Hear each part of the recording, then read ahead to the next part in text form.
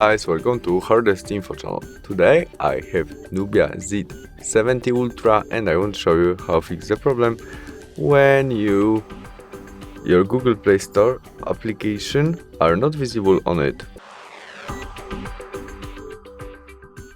To fix it, tap on your games and go back to the main menu of your Google Play Store, where you must tap on our photo and there choose settings option, where we tap on family and their parental controls, which is on right now, and we have page 3. To visible game or applications, Mobile Legends game and all application in Google Play Store, we need to change it from page 3 to maybe allow unincluded underrated. To do that, tap on it, enter your connect pin to your parental controls, and we can choose maybe page 16, confirm barcode it and save.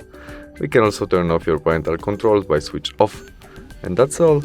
We can go back and try search Mobile Legends games again, which is visible right now, and we can easily install it. Thanks for watching, see you soon, bye!